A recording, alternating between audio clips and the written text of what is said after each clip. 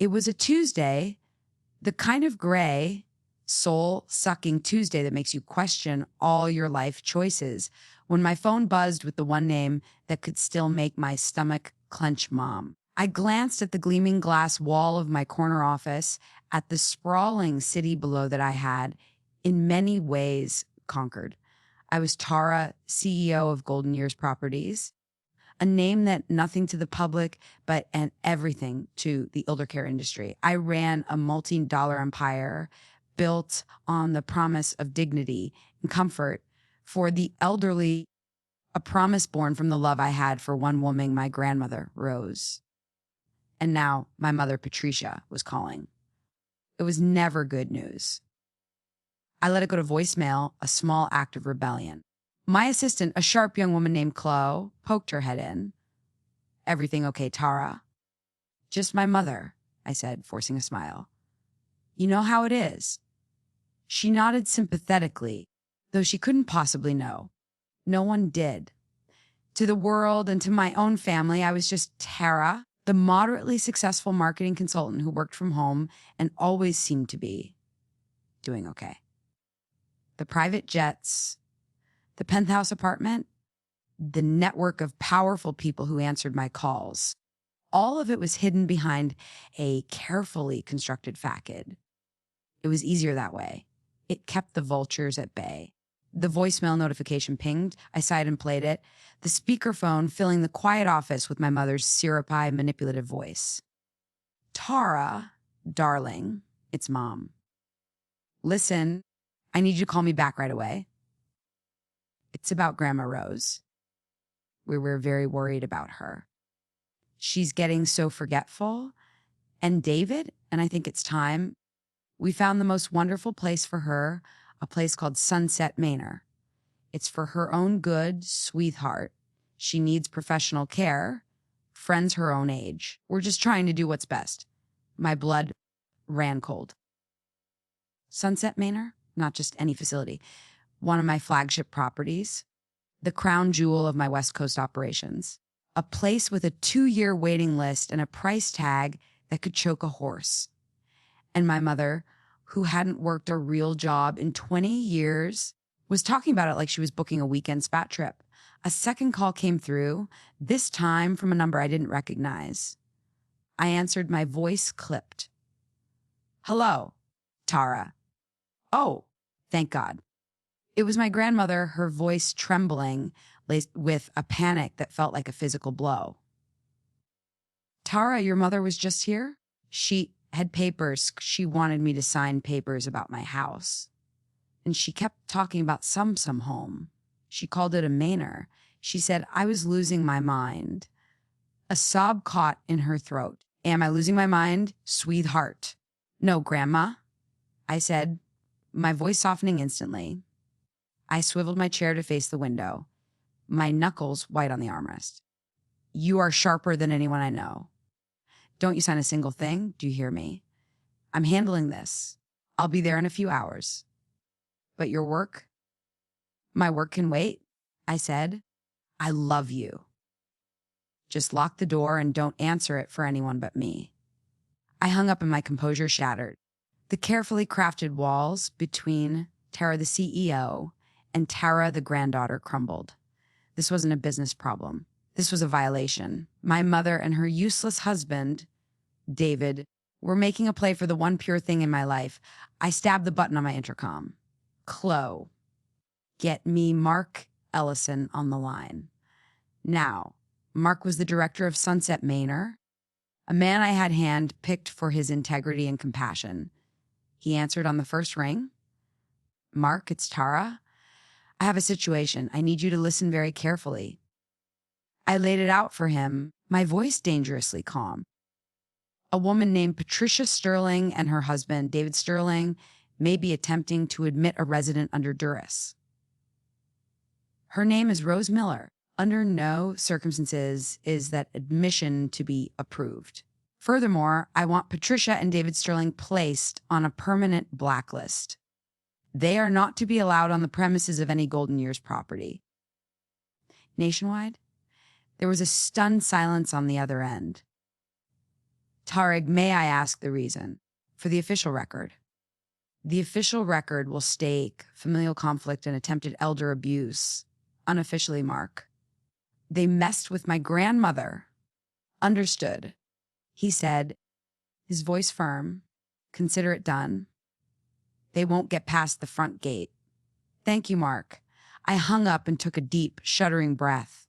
Phase 1 was complete. They couldn't force her into my facility. But this went deeper. How did they even think they could afford a place like Sunset Manor? Where was this confidence, this entitlement coming from? My mother and David lived comfortably, but not that comfortably. They rented a nice house, took lavish vacations, and David drove a car that was far too expensive for his mid-level management job at a tech firm. I'd always assumed he was just terrible with money. A dark, sickening suspicion began to form in my mind, a suspicion I had buried for years because I didn't want to face the ugliness of it. Chloe. I called out, my voice hard as steel, cancel my afternoon, and get me a full financial workup from the Miller Family Trust. I want every withdrawal, every transfer, every penny accounted for from the last 5 years. I want it on my desk before I leave for the day. The Miller Family Trust. It was my biggest secret, the financial engine that had protected my grandmother for over a decade. And my mother, it seemed, had just tried to hijack it. The trust was my masterpiece of strategic protection. When I sold my first tech startup at 26, I didn't buy a fleet of sports cars or a mansion in the hills. I took the bulk of that money, a cool $10 million, and funneled it into a blind trust so complex that a team of forensic accountants would get migraines trying to unravel it. The trust's sole beneficiary was Rose Miller. Its purpose was to ensure that my grandmother, the woman who had raised me when my own mother couldn't be bothered, would live out her days in absolute comfort and security, completely insulated from Patricia's greed. Over the years, as Golden Years Properties grew into an empire, I secretly poured millions more into it. The trust paid for my grandmother's mortgage on the house I'd grown up in, her utilities, her groceries, her medical bills, her weekly gardening service. It also provided her with a generous monthly stipend for fun money, which she mostly used to buy yarn for her knitting projects and donate to the local animal shelter. The beauty of it was that Grandma Rose had no idea where the money came from. I'd framed it as the result of some shrewd investments her late husband, my grandfather, had made decades ago. She was a simple woman. She believed it without question. She just knew that her Social Security check was never stretched, that she never had to worry. My mother, however, was a different story. She knew about the inheritance, and her eyes had always held a covetous gleam. She saw my grandmother not as a person, but as a walking, talking bank account with a finite lifespan. The files Chloe brought me were thick. I locked my office door, poured a stiff whiskey, and began to read. The picture that emerged was worse than I could have ever imagined. It started subtly 5 years ago. A single notarized document granting Patricia sterling power of attorney over Rose Miller's financial affairs. My grandmother's signature was on it, shaky but legible. I could picture the scene perfectly, my mother visiting with a stack of boring bank papers that just needed a quick signature, distracting her with gossip and a fresh batch of cookies. My grandmother, who trusted her daughter despite a lifetime of evidence to the contrary, would have signed it without a second thought. That document was the key. With it, my mother had opened a Pandora's box of greed. The first withdrawal was for $5,000. The memo line reading, roof repair. I knew for a fact that the trust had paid for a brand new roof just the year before. A month later, another $3 for plumbing emergency. Then the withdrawals became regular. A neat, tidy $8, thousand transferred on the first of every single month from the trust's main account into a secondary account controlled solely by Patricia. $87,000 a year for 5 years. Nearly $500,000 siphoned away. But where was it going? I kept digging. Attached to the bank statements were credit card bills linked to that secondary account. My mother had been paying them off with my grandmother's money, my money. I felt a wave of nausea as I scrolled through the itemized expenses. The Ritz Carton Moyeg $12, $1,000. That was their anniversary trip. Last summer, they'd sent Grandma a cheap postcard. Guxy, Rodeo Drive 4, 500s. My mother's new handbag, which she'd flaunted at our last family dinner, claiming David had gotten a huge bonus. Viking River Cruises is $18, $1,000. Their 2-week tour of the Danube. They told everyone it was a prize David had won at a company raffle. Mercedes-Benz Encino dollars, $200 monthly lease payment for David's shiny new sedan. The list went on and on. Michelin, starred restaurants, designer clothes, spa weekends, first-class flights. They were living the life of the 1%, a life funded by the empire I had built, all while believing they were cleverly draining the life savings of a vulnerable old woman. The sheer, unmitigated gall of it was breathtaking. They weren't just stealing, they were performing. They had constructed an elaborate fantasy of success and wealth, all of it a lie. And now they had grown impatient. The monthly $8,000 wasn't enough. They wanted the grand prizing my grandmother's house. The house was legally hers, but the trust held the deed. If they could get her declared incompetent and put her in a home, they could petition the court as her guardians to sell the property. They'd cash out, leave my grandmother to languish in a facility, and disappear into the sunset with their blood money. The final piece of the puzzle clicked into place. They chose Sunset Manor because it was the best. In their twisted logic, spending a fortune to put her in a luxury facility would make them look like caring, devoted children, smoothing the way for their ultimate heist. The irony was so thick I could barely breathe. They were trying to use my own flagship property as a tool in their scheme to defraud me. I finished the whiskey in one gulp, the burn in my throat a welcome distraction from the inferno raging in my chest. The betrayal was a physical weight pressing down on me. This wasn't just about money. It was about trust, about family, about the desecration of my grandmother's peace. My phone rang again. It was my mother. This time I answered. "Tara, finally!" She chirped, her voice bright and phony. "Did you get my message? We're so excited about Sunset Manor. It's just perfect for Rose." I let the silence hang in the air, a cold, heavy blanket. "Tara, are you there? I know what you've been doing," I said, my voice devoid of all warmth. The chirpy tone vanished. I don't know what you're talking about. I'm talking about the power of attorney you tricked my grandmother into signing. I'm talking about the $8,000 a month you've been stealing from her trust fund. I'm talking about the house you're trying to sell out from under her. A gasp followed by panicked sputtering. "That's a ridiculous accusation. How dare you?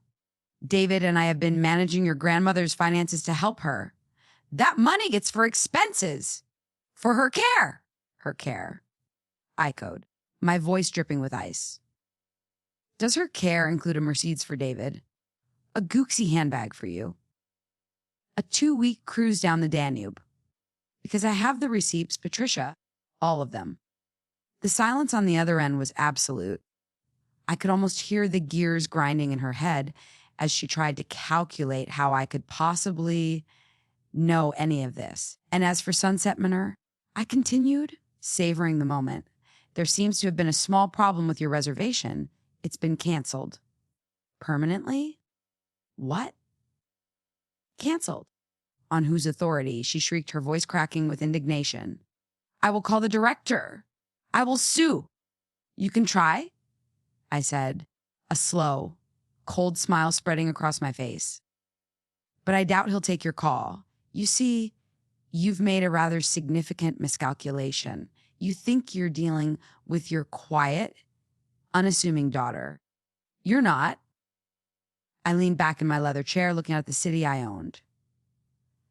My name is Tara Evans, and I am the founder and CEO of Golden Years Properties.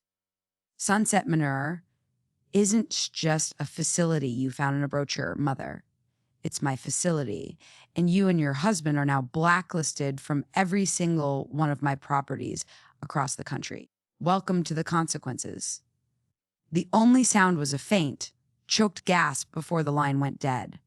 The drive to my grandmother's house was a blur of rain, slicked streets, and angry tears.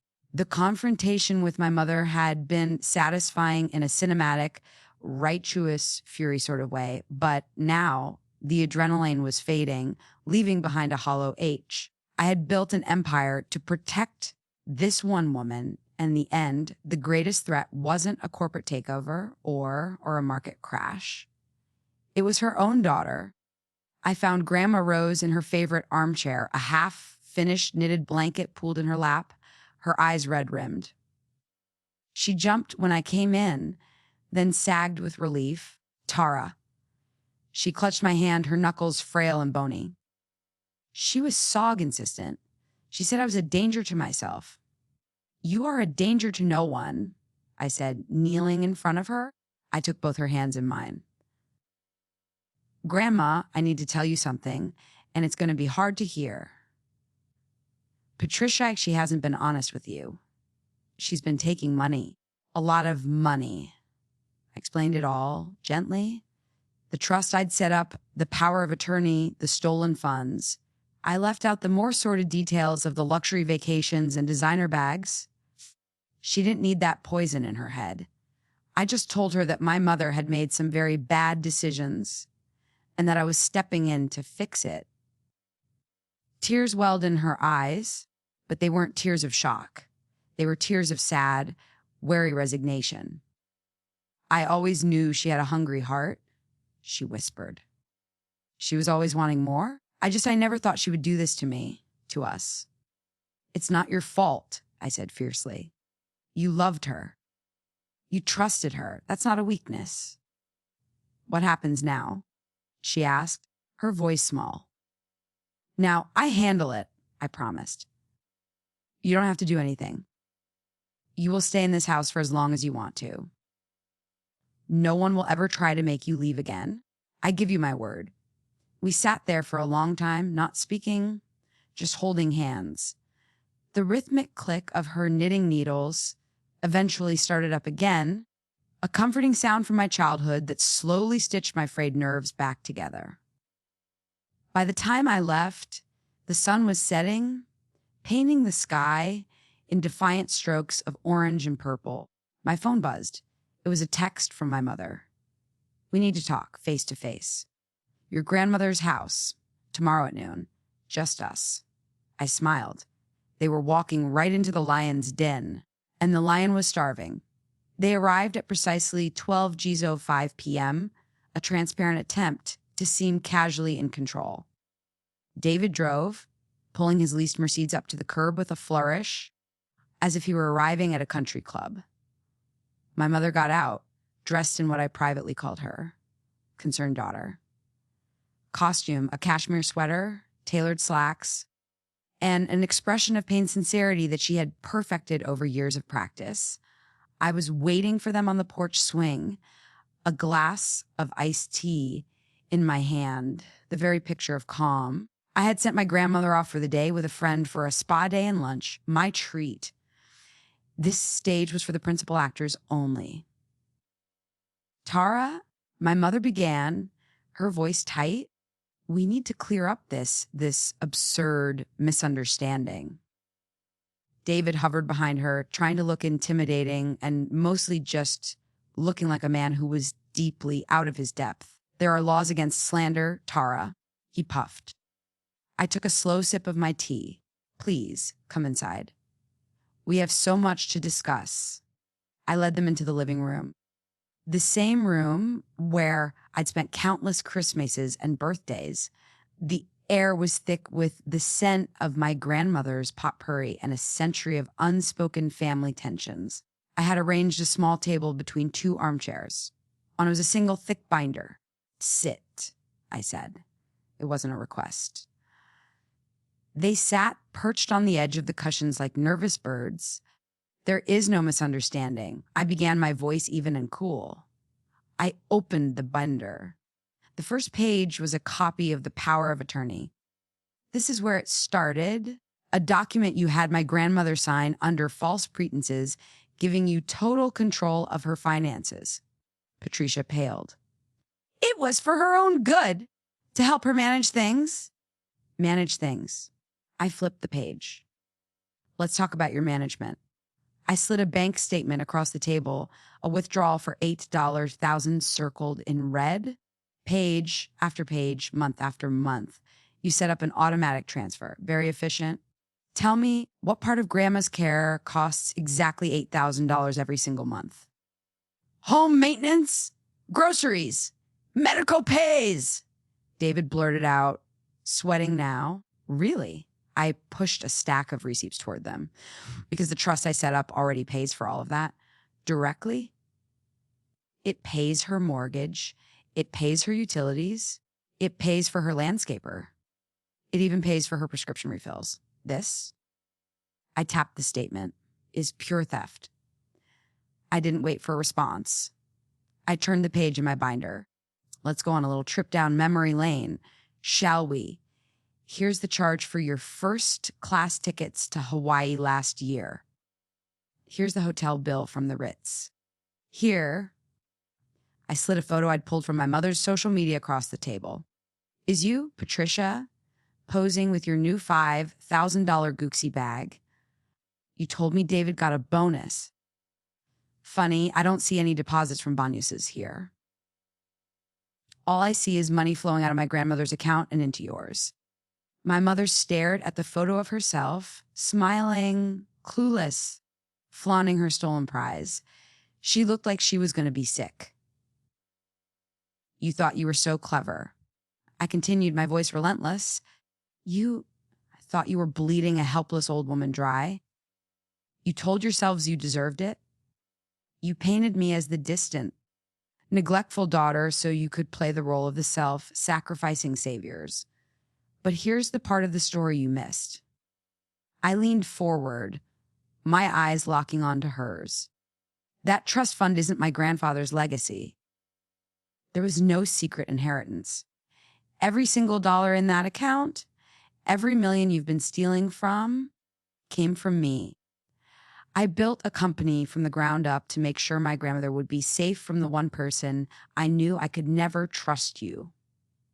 You haven't been stealing from an old woman. Patricia, you've been stealing from me." The color drained from her face. David looked like he might faint. The carefully constructed world they had built for themselves. The successful husband, the comfortable life, the illusion of being upper middle class, was dissolving into smoke around them. "But how?" My mother whispered. "Your consulting job, my consulting job, is a fiction I maintain for your benefit, to keep you out of my hair. In reality, I run a national corporation, and you just tried to use it as a dumping ground for the woman I love most in this world." I let that sink in, the silence stretching until it was uncomfortable, then agonizing. "So," I said, leaning back, "here is what is going to happen now. You have two options." I laid it out for them like a business proposal. Option AJ, go to the police. I present them with this binder. It contains 5 years of meticulously documented financial fraud and evidence of attempted elder abuse. A good prosecutor would have a field day. You will both go to prison. You will lose everything. And I will make sure my grandmother gets a restraining order so that neither of you can ever come near her again. David made a small, strangled noise. Or, I continued, there is option B. You will go to my grandmother, when she returns, and you will apologize. You will beg for her forgiveness. You will swear to her that you will never again mention the idea of her leaving this house. You will cede the power of attorney back to me, effective immediately." My mother looked up, a flicker of hope in her eyes. "And if you do that, I said, my voice turning to granite, "the criminal charges go away, but your gravy train ends today. The monthly stipend from the trust to my grandmother will continue untouched, but your access to it is revoked. Your funding is cut off, every last penny." I paused, letting them absorb the blow before delivering the final, crushing series of revelations. "You see, I've had a very busy 24 hours. I did a little digging. This lovely house you live in," I smiled faintly, "I know you've been renting it for the last few years. What you don't know is that 3 months ago, the owner sold it to a holding company as a private investment. That holding company is a subsidiary of Golden Years Properties. In other words, you're renting from me, and I will not be renewing your lease. You have 60 days to vacate the premises." Patricia's jaw dropped. "And David?" I said, turning my attention to my stepfather, who looked like a cornered rat. "You work for Omnitech Solutions, correct? Head of regional sales. I'm sure you're very proud of that. It might interest you to know that last year, I acquired a controlling interest in their largest competitor, a little company called Innovate Dynamics. I could make one phone call and have your entire client list poached by lunch tomorrow. I could run Omnitech's West Coast division into the ground just for fun. So I strongly suggest you start updating your Ren summon, because you're going to need a new job. One that can actually pay for a Mercedes." He stared at me, speechless, his face a mask of disbelief and terror. "Oh, and one last thing," I added, the final nail in their coffin. "I heard you talking to my grandmother about calling a realtor to get her house appraised. You were probably going to call Premier Homes, the biggest agency in this area." "Good choice. They're very professional." I paused. "I bought them 6 months ago. It was a strategic acquisition." I closed the binder with a soft, final thud. "You have no money. In 60 days, you will have no house. And soon you will have no jobs. You have spent the last 5 years living a fantasy funded by my work and my love for my grandmother. Now you get to live in reality. Your 60 days start now. Get out of my house." They stumbled out, not saying a word, the weight of their new reality crushing them.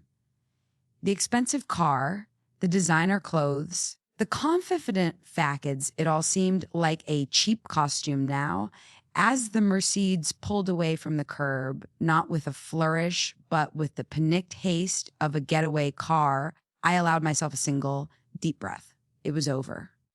The empire I had built in secret had finally been used for its true purpose, not just to build a fortress for my grandmother, but to deliver a righteous, devastating justice to those who had tried to tear it down. 6 months later, the call came on a bright Saturday morning.